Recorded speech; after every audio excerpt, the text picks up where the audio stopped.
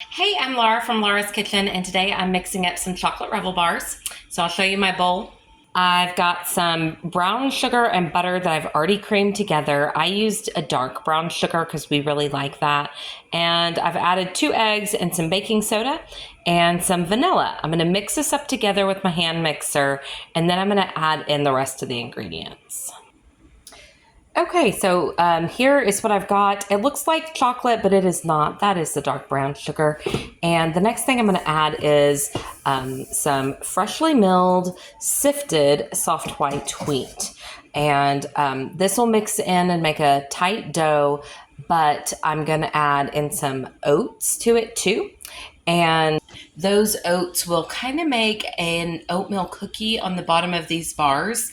And I'll actually pat some out and put some on the top too. So that'll be really fun. So I'll get this mixed up and then I'll add in those oats. All right, so I mixed in that flour. I used my Como Mio to mill my flour, and that works really well for me. I did not weigh it. I measured it by cup. So that could make a difference for the amount that you put in. And now I'm going to add in some oats, and I'll get that mixed it up, and it will be a really dense cookie that's going to go at the bottom of my bar. So, okay, I'll mix that up, and then I'll show you what's next. Okay, so I've got my oat mixture all mixed up, and I'm going to take about half of this.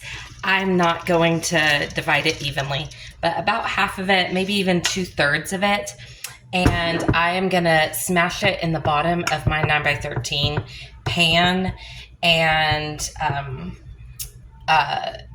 then I will melt some chocolate chips with some butter and some sweetened condensed milk, and it will make a nice chocolate layer to go on top of this oatmeal cookie layer.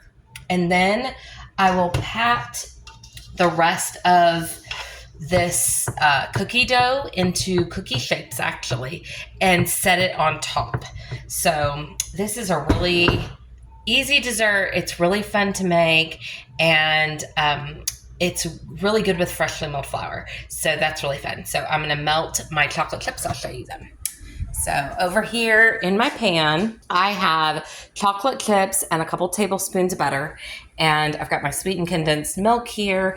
I have recently been making my own sweetened condensed milk because we primarily use in my house, but we had company this weekend, and we buy our milk once a week on Fridays, and I buy 4.5 gallons, and we have already used all but a gallon of it, and it's only Tuesday. So I thought, you know what? I was asked to make this. It's not the end of the world.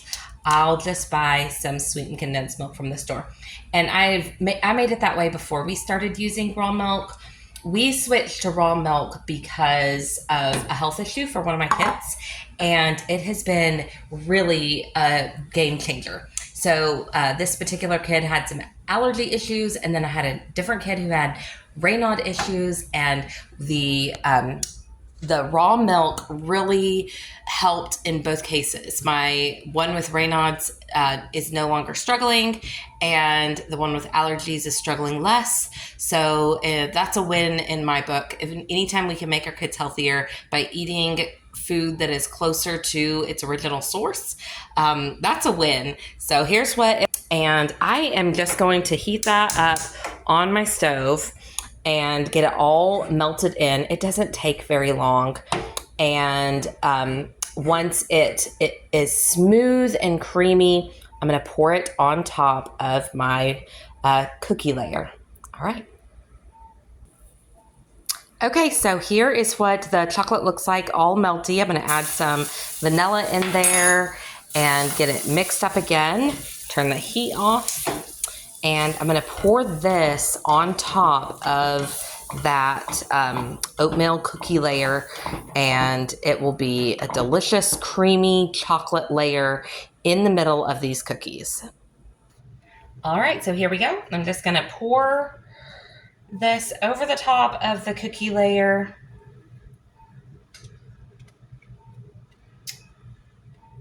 And that will be really creamy even after it bakes.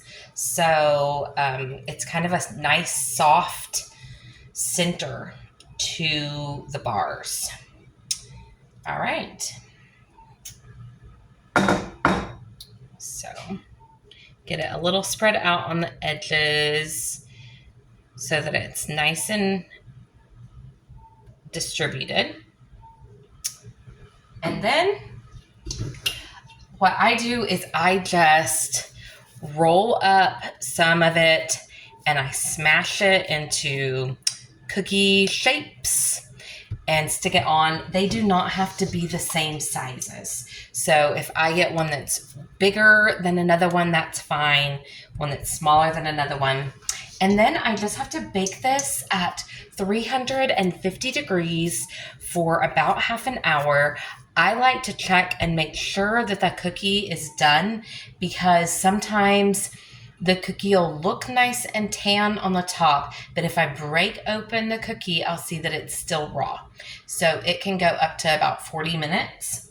So don't let that throw you off. Just go ahead and check the cookie. And if the cookie looks like it needs a little bit more time, give it a little bit more time. It will not hurt the texture of the rest of the bars. So I hope you enjoyed this recipe and that you make some chocolate Revel bars for your kids.